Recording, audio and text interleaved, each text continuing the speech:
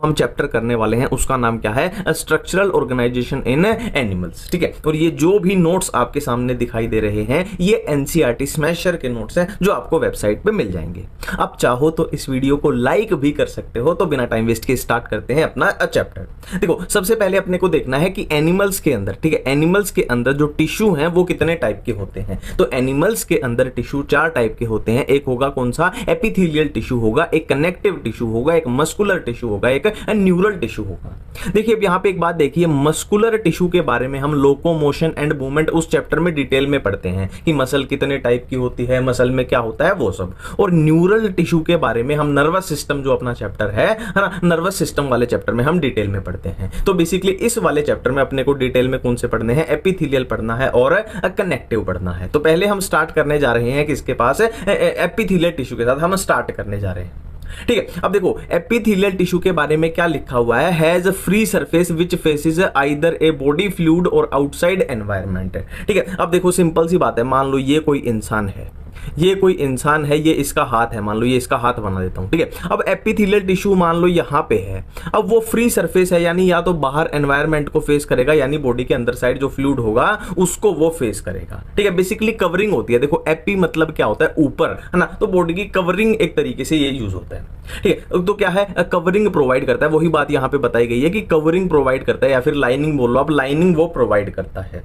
ठीक है, these cells are compactly packed with little intercellular space. मतलब क्या है, जो सेल होती हैं एपिथेलियल टिश्यू की, मान लो ये सेल है, ठीक है, तो क्या लिखा है, बहुत कॉम्पैक्टली पैक्ड है। कॉम्पैक्टली मतलब बहुत टाइटली पैक्ड है, इनमें जो इंटरसेलुलर स्पेस है वो बहुत कम होता है। देखो सिंपल सी बात है, अगर वो कॉम्पैक्टली पैक्ड होंगी तो स्पेस अपने आप क्या हो जाएगा, कम हो जाएगा। ठीक है, अब हम बात कर रहे हैं कि एपिथेलियल टिश्यू कितने टाइप का होता है। अब हम बात कर रहे हैं एपिथेलियल टिश्यू कितने टाइप का होता है। तो एक होता है सिंपल एपिथेलियल टिश्यू, एक होता है कंपाउंड एपिथेलियल टिश्यू। देखो सिंपल सी बात है, अगर लेयर है ना, सेल्स की लेयर अगर सिंगल हो, देखो मान लो ये सेल्स हैं और ये सिंगल लेयर है ना, एक ही लेयर है, तो उसको हम बोल देंगे सिंपल बोल देंगे। और कंपाउंड में क्या है, 2 और मोर लेयर हो, मान लो ये एक लेयर होगी, इसके ऊपर एक और लेयर हो गई, ठीक है, इसके ऊपर एक और लेयर हो गई।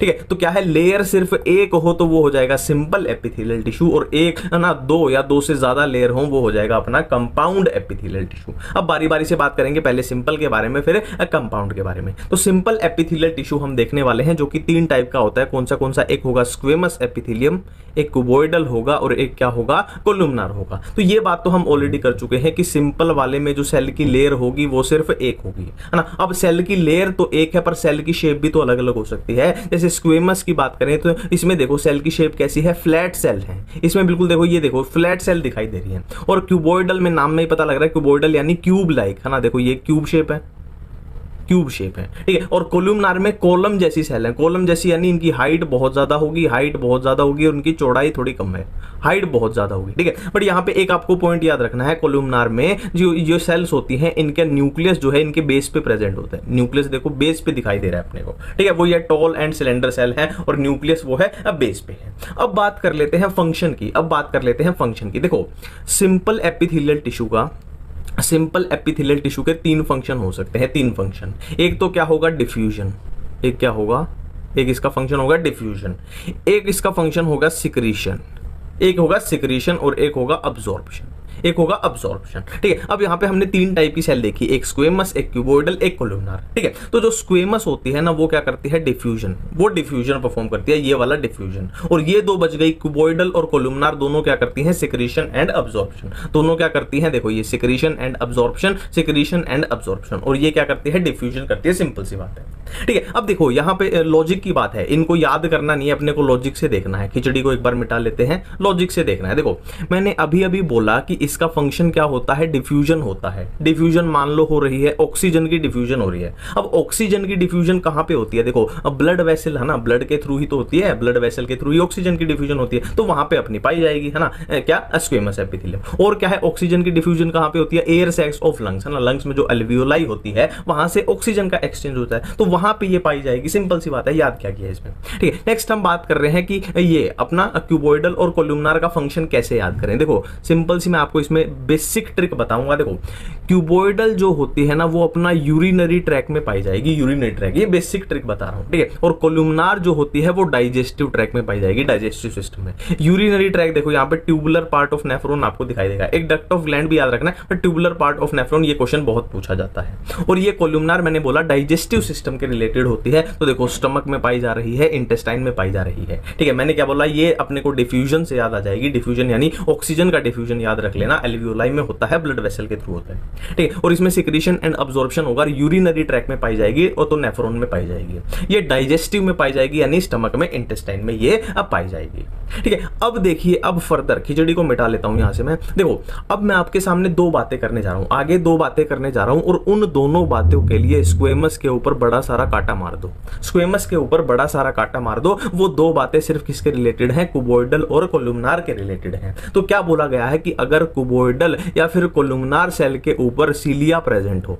क्या प्रेजेंट हो, सीलिया प्रेजेंट हो, तो उसको बोल देते हैं क्या, सीलिएटेड एपिथेलियम बोल देते हैं, ठीक है। क्या है, कुबॉइडल या फिर कोलुमनार सेल पे सीलिया प्रेजेंट हो तो उसको क्या बोल देते हैं, सीलिएटेड एपिथेलियम बोल देते हैं। और सीलिया का काम क्या होता है, देखो फॉर एग्जांपल ये अपनी बॉडी की लेयर है और ये सीलिया प्रेजेंट है, ये क्या है, सीलिया प्रेजेंट है, ठीक है। अब सीलिया करती क्या, मान लो यहाँ कोई फ्लूइड है, यहाँ कोई एंजाइम है, कोई सिक्रीशन है। अब सीलिया क्या करती है, देखो इसको फ्लूइड को ऐसे ऐसे मूवमेंट करेगी सीलिया, देखो सीलिया क्या करेगी, ऐसे ऐसे मूवमेंट करोगी और इस फ्लूइड की मूवमेंट कराएगी, इस फ्लूइड की मान लो इस डायरेक्शन में इसको भेज देगी। तो यही फंक्शन होता है, मूव्स पार्टिकल एंड म्यूकस, ठीक है, ये सीलिया का फंक्शन होता है। अब ये पाई कहाँ जाती है, ब्रोंक्यूल्स में, फैलोपियन ट्यूब में, ठीक है। यहां तक अपना ये सिलिएटेड वाला खत्म हो रहा है। अब नीचे बात की गई है, मैंने क्या बोला था, दो बातें बताऊंगा जिसमें अपने को है स्क्वेमस की बात नहीं करनी है, सिर्फ इन दोनों की बात करनी है। तो पहली बात तो ये होगी सिलिएटेड वाली, दूसरी बात बताने जा रहा हूं ग्लैंडुलर वाली। देखो अगर क्यूबॉइडल या फिर कोलुमनार स्पेशलाइज्ड हो जाए किसके लिए, सिक्रीशन के लिए, स्पेशलाइज्ड हो जाए किसके लिए,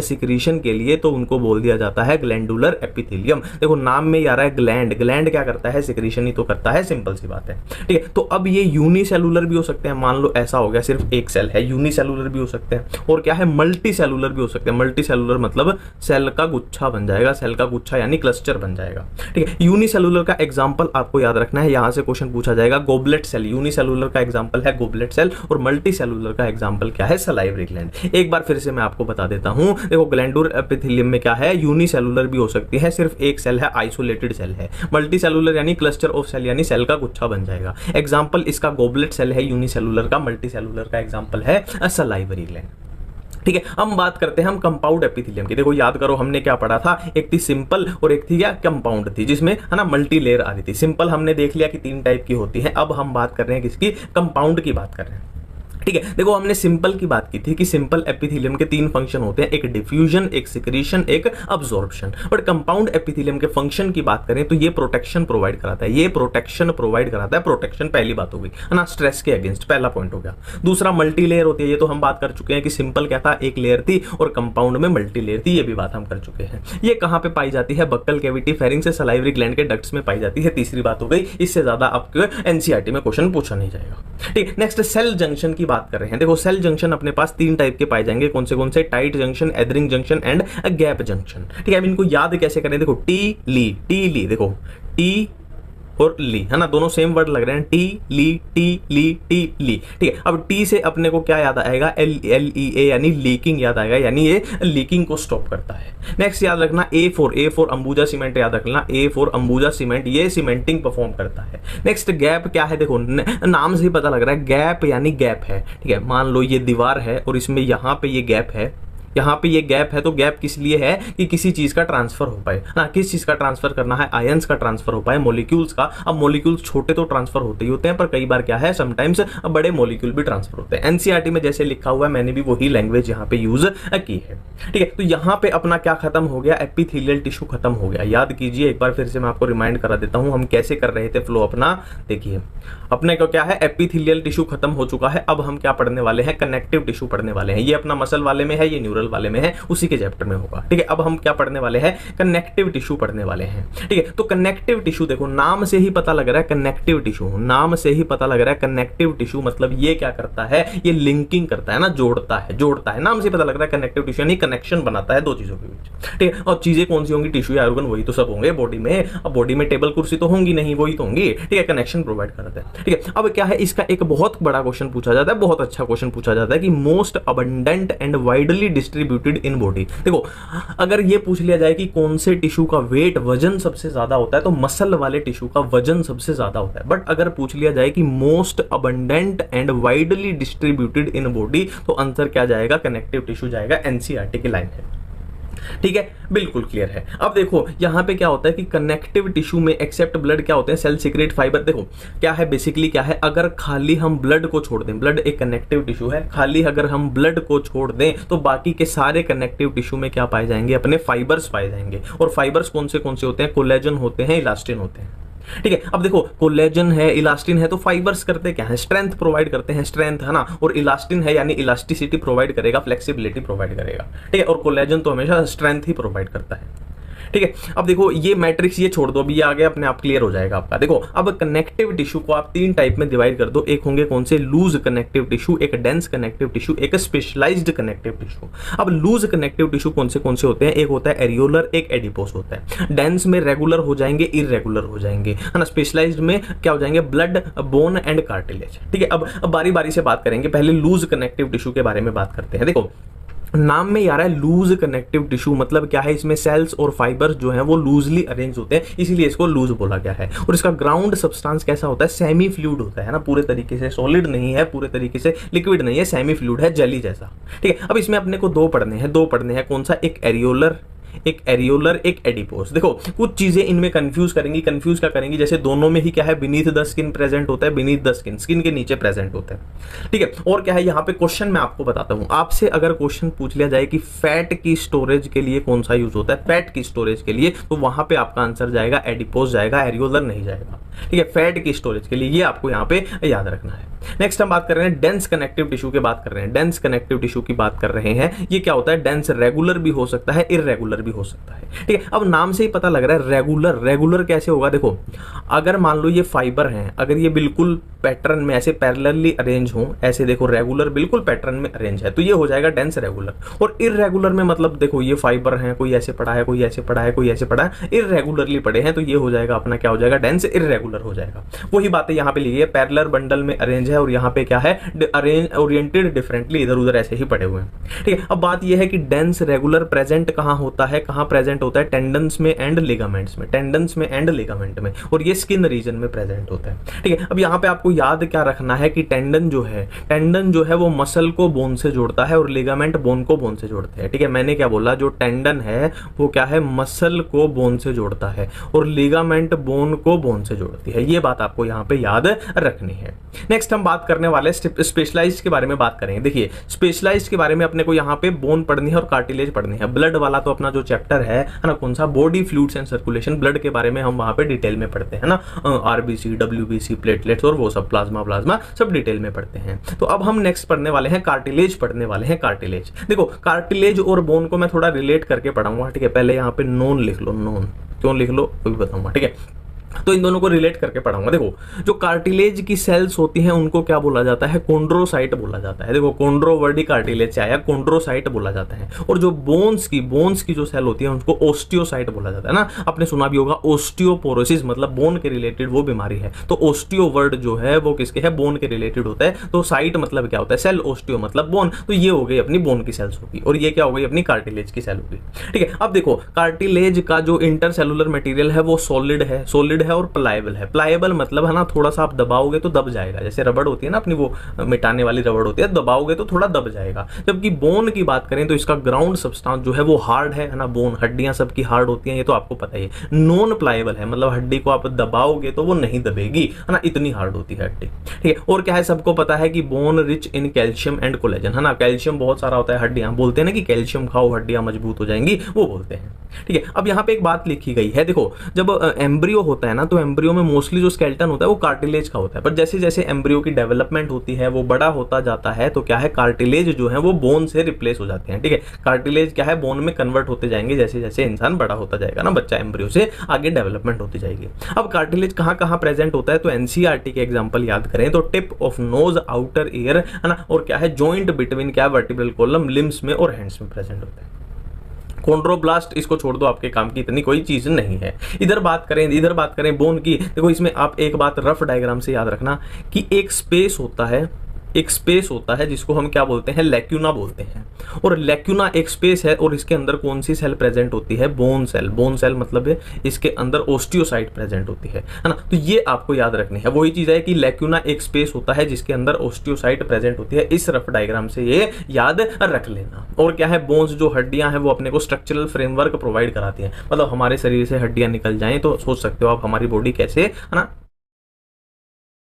सबसे पहले हम कॉकरोच का आधार कार्ड देख लेते हैं, मतलब उसकी क्लास क्या है, इंसेक्टा, उसका फाइलम क्या है, अर्थ्रोपोडा, और उसका साइज क्या है, इंचेस टू 3 इंचेस, और वो किस टाइप का एनिमल है, नॉक्टर्नल ऑम्निवोर्स। ठीक है, पूरा एनसीईआरटी के अकॉर्डिंग है। अब नेक्स्ट देखो जो कॉकरोच की बॉडी होती है वो कवर्ड होती है, किससे कवर्ड होती है, एक्सोस्केलेटन से। ठीक है, एक्सोस्केलेटन से कॉकरोच की बॉडी पूरी कवर्ड होती है। अब एक्सोस्केलेटन में क्या होता है, एक्सोस्केलेटन हैज प्लेट्स, और इन प्लेट्स को हम क्या बोलते हैं, स्क्लेराइट्स। अब ये स्क्लेराइट्स अगर डोर्सल है तो उसको बोल देंगे टर्जाइट्स, और अगर वेंट्रल है तो उसको बोल देंगे स्टर्नाइट्स। ठीक है, अब जो ये स्क्लेराइट्स हैं ना, ये प्लेट्स हैं जिनको हम स्क्लेराइट्स बोल रहे हैं, ये आपस में जुड़ी हुई होती हैं, और ये जुड़ी हुई है किसके द्वारा, अर्थरोइडल मेम्ब्रेन के द्वारा। अर्थरोइडल मेम्ब्रेन इन प्लेट्स को आपस में जोड़ रही है। क्लियर है। अब देखो, अब हम करेंगे कॉकरोच की मॉर्फोलॉजी। ठीक है, इस चैप्टर में पढ़ना क्या है, कॉकरोच की मॉर्फोलॉजी पढ़नी है और एनाटॉमी पढ़नी है, यही तो पढ़नी है। तो पहले करते हैं मॉर्फोलॉजी में। मॉर्फो में क्या है, कॉकरोच 3 पार्ट में डिवाइड है, कॉकरोच की बॉडी 3 पार्ट्स में डिवाइडेड है, हेड, थोरैक्स एंड एब्डोमेन। अब पहले हम करेंगे हेड, फिर करेंगे थोरैक्स, फिर करेंगे एब्डोमेन। सिंपल है। तो सबसे पहले हेड। अब हेड के बारे में एनसीईआरटी में जो जो लिखा हुआ है पूरा इस पे मैंने उतार दिया है, कॉपी पेस्ट। देखो हेड क्या है, first point triangular in shape. Clear है। Next point, head lies 90 degree to the body. Next point, head bears pairs of compound eyes. Next point, head formed by fusion of 6 segments. Next, head antenna arises from membranous socket. ठीक है, antenna head से arise होते हैं membranous socket से। अब next point, last point, head bears biting and chewing type of mouth parts. Clear है। अब ये माउथ पार्ट बहुत इंपॉर्टेंट होते हैं, तो इनको थोड़ा देख लेते हैं। देखो माउथ पार्ट कौन से हैं, लेब्रम जिसको अपर लिप बोला, लेबियम जिसको लोअर लिप बोला, मैंडिबल, मैक्सिला, हाइपोफेरिंक्स। हाइपोफेरिंक्स को टंग भी बोल सकते हैं। Labrum, labium, mandible, maxilla, हाइपोफेरिंक्स। Clear है। अब देखो यहां पे अपना हेड अपना कंप्लीट हो चुका है। अब हम चलते हैं थोरैक्स की तरफ। अब थोरैक्स में क्या है, 3 पार्ट होते हैं। अब ये थोरैक्स है 3 पार्ट में डिवाइडेड है। देखो प्रोथोरैक्स, मीजोथोरैक्स, मेटाथोरैक्स। नाम से ही पता लग रहा है, प्रो मतलब जो आगे की साइड होगा, मीजो मतलब जो बीच में होगा, मेटा मतलब जो पीछे की साइड होगा। ठीक है। अब देखो एक बात तीनों में कॉमन है कि तीनों में दो लेग्स होती है ना, टांगे। इसमें भी 2 टांगे, इसमें भी 2 टांगे, इसमें भी 2 टांगे। ये बात तीनों में कॉमन है, तीनों में, है ना। अब अगर विंग्स की बात करें तो विंग्स प्रोथोरैक्स में अब्सेंट होते हैं। यहां पे ध्यान दो, बहुत इंपॉर्टेंट पॉइंट है। प्रोथोरैक्स में विंग्स अब्सेंट होते हैं, बट मीजोथोरैक्स और मेटाथोरैक्स में विंग्स प्रेजेंट होते हैं। टांगे तीनों में होती है, बट विंग्स इसमें अब्सेंट और इन दोनों में विंग्स प्रेजेंट होते हैं। अब देखो मीजोथोरैक्स मेटाथोरैक्स से आगे की साइड है ना, तो आगे की साइड है ये, तो इसके विंग्स को बोल देंगे फोर विंग। फोर मतलब आगे, है ना। और ये मेटाथोरैक्स पीछे की साइड है, तो इसके विंग्स को बोल देंगे हाइंड विंग्स। ठीक है। अब ये विंग्स बहुत इंपॉर्टेंट होते हैं, तो इनके बारे में अब थोड़ा देख लेते हैं। ठीक है, कौन से, ये है फोर विंग, ये है हाइंड विंग। देखो पूरा ऑपोजिट करके पढ़ना है। देखो फोर विंग ओपेक डार्क होते हैं, और इसका ठीक ऑपोजिट हाइंड विंग ट्रांसपेरेंट होते हैं। फोर विंग लेदरी होते हैं, और हाइंड विंग मेम्ब्रेनस होते हैं। फोर विंग का फंक्शन क्या होता है, कवर्स दी हाइंड विंग, मतलब ये उड़ने में कोई मदद नहीं करेंगे। बहुत इंपॉर्टेंट पॉइंट है, 5 स्टार लगा लो। फोर विंग उड़ने में मदद नहीं कर रहे, इनका सिर्फ काम है इनको कवर करना, और उड़ने में इनका काम क्या है, यूज्ड इन फ्लाइट, ये उड़ने में मदद करेंगे। क्लियर है। अब देखो अपना हेड कवर है, अपना थोरैक्स कवर है। अब चलते हैं एब्डोमेन की तरफ। ठीक है। अब एब्डोमेन में क्या है, देखो एब्डोमेन में 10 सेगमेंट होते हैं in both male plus female. Male cockroach हो या फीमेल हो, दोनों में क्या होंगे, एब्डोमेन में 10 सेगमेंट होंगे। अब दो चीजें आती हैं जो कंफ्यूज करती है, anal cerci and anal style. Anal cerci जो है वो मेल प्लस फीमेल दोनों में होती है और anal style only in males. अब इसको कैसे याद रखें, देखो सरसाई में डबल सी आ रहा है, एक सी दो सी, तो ये बोथ मेल प्लस फीमेल में होगी, ठीक है। अब अगर एब्डोमेन में ही फीमेल एब्डोमेन की बात करें तो फीमेल एब्डोमेन में जो स्टर्ना होते हैं, स्टर्ना पता है ना क्या होते हैं, स्क्लेराइड्स हमने किए थे डोर्सल वेंट्रल, जो वेंट्रल थे वो क्या थे, स्टर्नाइड्स। तो अगर फीमेल एब्डोमेन में स्टर्ना की बात करें, स्टर्ना कौन से 7th 8th and 9th। 7th कैसा होता है, बोट शेप। तो ये तीनों मिलके क्या बनाते हैं, ब्रूड या जेनाइटल पाउच, बहुत इंपॉर्टेंट है, ठीक है। अब देखो यहां पे अपनी मोर्फो खत्म हो चुकी है, हेड थोरेक्स एब्डोमेन। अब हम चलते हैं कॉकरोच की एनाटॉमी की तरफ। एनाटॉमी में हम क्या क्या पढ़ेंगे, digestive system, blood vascular system, respiratory system, excretory system, nervous system and reproductive system, ठीक है। अब देखो एनाटॉमी में सबसे पहले हम करते हैं डाइजेस्टिव सिस्टम। देखो मैंने ये जैसे लिखा है इसको ऐसे ही याद रखना, आज के बाद कभी भी कोई भी कंफ्यूजन नहीं होगी, ठीक है। देखो सिंपल है, खाना ऐसे आएगा और ऐसे जाएगा, सिंपल है बिल्कुल, ठीक है। इसको 3 पार्ट में हमने डिवाइड किया है, foregut, midgut, hindgut. Foregut, midgut, hindgut. और जो ये रेड कलर के है ना, रेड कलर के, ये है जंक्शन।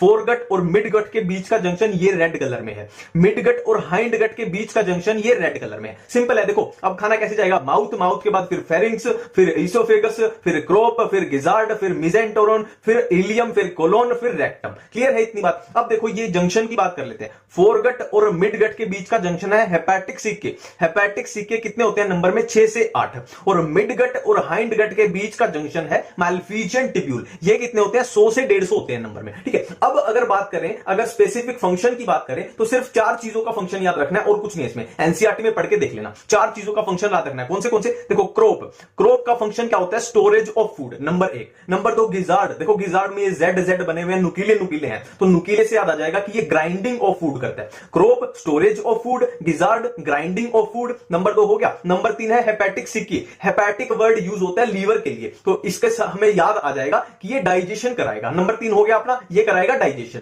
अब नेक्स्ट है मालफिजियन टिब्यूल। मालफिजियन टिब्यूल नाम से ही पता लग जाएगा कि ये एक्सक्रीशन कराएगा, है ना। ये 4 के फंक्शन याद रखने, क्रोप का स्टोरेज ऑफ फूड, गिजार्ड का grinding of food, hepatic caeca का digestion of food, Malpighian tubule का एक्सक्रीशन, ठीक है। अब नेक्स्ट हम करने वाले हैं excretory system. Excretory system by Malpighian tubule, ठीक है। एक्सक्रीशन कॉकरोच में कौन कराएगा, मालफिजियन टिब्यूल। ये हम ऑलरेडी यहां पे कर चुके हैं। मालफिजियन टिब्यूल का फंक्शन क्या होता है, एक्सक्रीशन, ठीक है। एक्सक्रीटरी सिस्टम, एक्सक्रीशन कौन कराएगा, मालफिजियन टिब्यूल। अब कॉकरोच इज यूरिकोटेलिक, इंसेक्ट है तो यूरिक एसिड ही निकालेगा, सिंपल सी बात है। अब देखो हमने किया अभी कि एक्सक्रीशन कौन कराएगा, मालफिजियन टिब्यूल। पर मालफिजियन टिब्यूल के अलावा भी कुछ ऐसी स्ट्रक्चर्स हैं जो एक्सक्रीशन में हेल्प करेंगी। कौन सी, fat bodies, nephrocyte and uricose gland. Excretory system यहां पे अपना कवर है, एनसीईआरटी चेक कर लेना। नेक्स्ट है रेस्पिरेशन, ये डायग्राम करवाऊंगा, एनसीईआरटी से पढ़ के देख लेना पूरा कवर हुआ कि नहीं, ठीक है।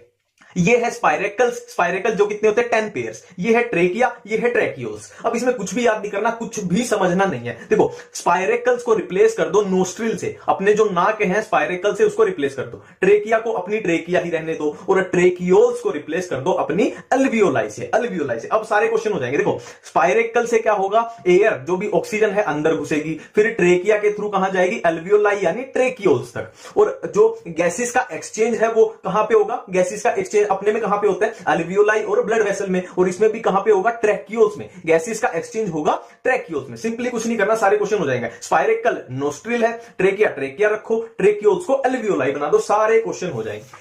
रेस्पिरेटरी सिस्टम के बाद आता है ब्लड वेस्कुलर सिस्टम। देखो ब्लड वेस्कुलर सिस्टम कॉकरोच में कैसा होता है, open type of blood vascular system. Next point, blood vessels are poorly developed. देखो कॉकरोच क्या है, एक इनवर्टिब्रेट है, तो मतलब पिछड़े हुए हैं थोड़े, तो पुअरली डेवलप्ड है, इसमें कुछ याद नहीं करना। Next point, blood vessels open into haemocoel. देखो जहां भी ये वर्ड आ जाए ना, सील का मतलब होता है स्पेस, और हीमो मतलब उसमें फ्लूइड या ब्लड भरा हुआ है, पूरा स्पेस में भरा होता है ऐसा पूरा, है ना। वेन्स तो है नहीं, ब्लड वेसल तो है है नहीं, वेन्स आर्टरी तो है नहीं उसमें। हाँ, नेक्स्ट है ब्लड। ब्लड कैसा होता है? ब्लड को क्या बोलते हैं? पहले तो हीमोलिम्फ। और ब्लड कैसा होता है? Colourless plasma. ब्लड में क्या क्या होता है? Colourless plasma plus haemocytes. Colourless plasma plus haemocyte, अपने जैसे ही अपने में क्या होता है? प्लाज्मा प्लस ब्लड सेल्स, तो लगभग लगभग वैसे ही है। अब नेक्स्ट ब्लड वेस्कुलर सिस्टम में ही बात करें अगर हार्ट की, तो हार्ट क्या है? Elongated muscular tube. Elongated muscular tube, और उसकी पोजीशन क्या है? Mid dorsal line of thorax and abdomen. इसको ऐसे समझो, ये पूरा कॉकरोच है, ये रेड वाला कॉकरोच का हेड है, और ये येलो वाले में क्या आएंगे? ये थोरेक्स, ये अब्डोमेन। अब हेड वाले में तो नहीं है हार्ट, थोरेक्स एंड अब्डोमेन के ऐसे मिड डोर्सल लाइन में इलोंगेटेड है, लंबाई में है, ठीक है। और heart differentiated into 13 chambers, 13 chambers में होता है हार्ट। और ओस्टिया क्या होता है? यहां पे बहुत इंपॉर्टेंट है ओस्टिया। देखो, ये चैम्बर्स के थ्रू पोर्स होते हैं, और उन पोर्स को बोलते हैं ओस्टिया, जिसके थ्रू अपना वो ब्लड जाएगा कॉकरोच का, ठीक है। तो अब ब्लड वेस्कुलर सिस्टम के बाद आता है नर्वस सिस्टम का नंबर। देखो, nervous system consist of fused ganglia, और गैंग्लिया 3 होंगे थोरेक्स में और 6 होंगे एब्डोमेन में। अब नर्वस सिस्टम लिटिल थोड़ा सा होता है हेड में, और बाकी वेंट्रल बॉडी में। इसीलिए बोलते हैं कि अगर कॉकरोच का हेड काट दिया जाए तो वो कुछ दिन तक जिंदा रह सकता है, क्योंकि हेड में थोड़ा सा ही नर्वस सिस्टम है, इतना फर्क नहीं पड़ रहा। नेक्स्ट है ब्रेन। देखो, कॉकरोच का ब्रेन कौन रिप्रेजेंट करता है? सुप्रा ओसियोफेजियल गैंग्लियन, क्लियर है। नेक्स्ट है सेंस ऑर्गन। कॉकरोच में कौन से सेंस ऑर्गन्स होते हैं? Antenna, eyes, anal cerci, maxillary palps, labial palps. मैं फिर से बोल रहा हूं, एनसीईआरटी में जैसे जैसे लिखा हुआ है उसी को चिपकाया हुआ है मैंने नोट्स में, ठीक है, तो क्लियर है ना।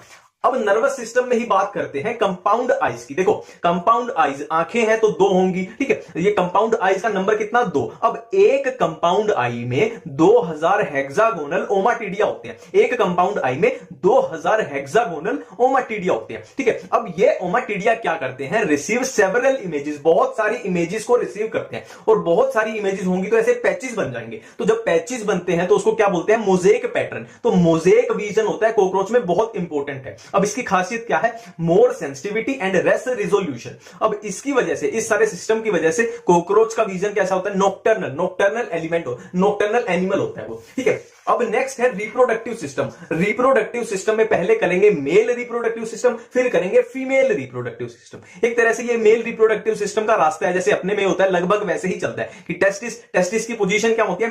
4th से 6th अब्डोमिनल सेगमेंट। टेस्टिस से कहां जाएंगी चीजें? वास्ट डिफरेंस, फिर सेमाइनल वेसिकल, फिर इजैक्यूलेटरी डक्ट, फिर मेल गोनोपोर। मेल गोनोपोर से बाहर, लगभग यहां तक अपने सेम ही है, अपने जैसा, ह्यूमन के जैसा, टेस्टिस से इजैक्यूलेटरी डक्ट की तरफ। अब मेल रिप्रोडक्टिव सिस्टम में 2 चीजें आपको पक्का कंफ्यूज करेंगी एनसीईआरटी में, mushroom glands and male gonapophysis. Male gonapophysis का ही दूसरा नाम है फेलोमियर। मशरूम ग्लैंड की लोकेशन क्या है? 6th to 7th abdominal segment. और ये करते क्या है? ये है क्या? ये है एक्सेसरी रिप्रोडक्टिव ग्लैंड। देखो, जो एनसीईआरटी में लिखा हुआ है वैसे ही चिपकाया हुआ है, ठीक है। और ये क्या है? फेलोमियर क्या है? Represent external genitalia. ये है एक्सेसरी रिप्रोडक्टिव ग्लैंड, और ये क्या है? External genitalia. और क्या है? ये क्या है? Chitinous asymmetrical structure. और ये क्या करते हैं? सराउंड्स मेल गोनोपोर को सराउंड्स करते हैं। तो ये क्लियर है, कंफ्यूजन से दूर रहना। अब देखो, मेल में क्या होता है? स्पर्म की अगर बात करें तो स्पर्म सेमाइनल वेसिकल में स्टोर होता है। स्पर्म सेमाइनल वेसिकल में स्टोर होता है, और वो आपस में चिपक जाता है, एक जैसे ये लगा लो फेविकोल से चिपक जाता है, और बंडल्स बना देता है। चिपक के क्या बना देगा? बंडल बना देगा, और उस बंडल को हम बोलते हैं स्पर्मेटोफोर। तो अब अगर कोई मेल कॉकरोच डिस्चार्ज करेगा कोपुलेशन के दौरान, तो स्पर्मेटोफोर निकलेंगे मेल से, है ना। स्पर्मेटोफोर मतलब बंडल ऑफ स्पर्म्स निकलेंगे, ठीक है। अब अगर बात करें फीमेल रिप्रोडक्टिव सिस्टम की, तो ये कुछ ऐसा सा याद रखना, डायग्राम इसी से आपका कवर हो जाएगा, ठीक है। देखो, ये है 2 ओवरी किससे मिलके बनी है? ओवेरियोल से। ओवरी 8, एक ओवरी 8 ओवेरियोल से मिलके बनी है। अब ये ओवरी की आई ये ओविडक्ट, ये वाली ओवरी की आई ये ओविडक्ट। अब दोनों ओविडक्ट मिलके क्या बना देंगी? Common oviduct. ये है स्पर्मेथिका, और ये इधर जेनाइटल चैम्बर जो हमने किया था ना, जेनाइटल चैम्बर, और जेनाइटल चैम्बर में ये क्या बना? गोनेपोफाइसिस, ठीक है। अब अगर बात करें फर्टिलाइजेशन की, तो बिल्कुल ह्यूमंस की तरह याद रखना है कि male gamete female gamete fuse करके बना देंगे, ठीक है। अब देखो, मेल गैमीट स्पर्मेटोफोर में होते हैं, हमने किया था ना। मेल कॉकरोच में क्या होता है? स्पर्म आएंगे, स्पर्म आपस में चिपक जाएंगे और बंडल्स बना देंगे, स्पर्मेटोफोर। अब ये स्पर्मेटोफोर क्या करेंगे? फीमेल फीमेल एग को फर्टिलाइज कर देंगे, फर्टिलाइजेशन हो गई। अब फर्टिलाइज्ड एग्स जो बन गए वो क्या होंगे, वो कैप्सूल्स में अरेंज हो जाएंगे। कैप्सूल को क्या बोला है, ऊथिका बोला है, ठीक है। ये एनक्लोज होते हैं कैप्सूल में, जिसको बोला है हमने ऊथिका। अब एक एवरेज फीमेल कॉकरोच 9 से 10 ऊथिका प्रोड्यूस करती है ना, और एक ऊथिका के अंदर 14 to 16 एग्स होते हैं, ठीक है। अब ये ऊथिका क्या है, फीमेल की बॉडी से बाहर है, ठीक है। अब ये कहीं फेवरेबल कंडीशन जहां मिलेगी वहां पे चिपक जाएगी, जैसे दीवारों में दरारें हैं या कोई ह्यूमिड प्लेस है वहां पे चिपक जाएगी, ठीक है। अब ये एनसीईआरटी में दिया हुआ है लास्ट में, जिसको हम जनरली इग्नोर कर देते हैं, कि निम्फ क्या होता है, कॉकरोच का लार्वा है। अब निम्फ से अडल्ट बनेगा, और अडल्ट कितनी माउल्टिंग के बाद बनेगा, 13 माउल्टिंग के बाद। अब एक लाइन लिखी हुई है एनसीईआरटी में, लिम्फ लुक लाइक अडल्ट। ये निम्फ जो है अडल्ट की तरह दिखता है। अब यहां पे एक सबसे इंपॉर्टेंट जो इसमें पॉइंट है कि निम्फ के पास विंग पैड्स होते हैं बट विंग्स नहीं होते। विंग्स किसमें होंगे, अडल्ट कॉकरोच में। निम्फ के पास विंग पैड्स हैं बट विंग्स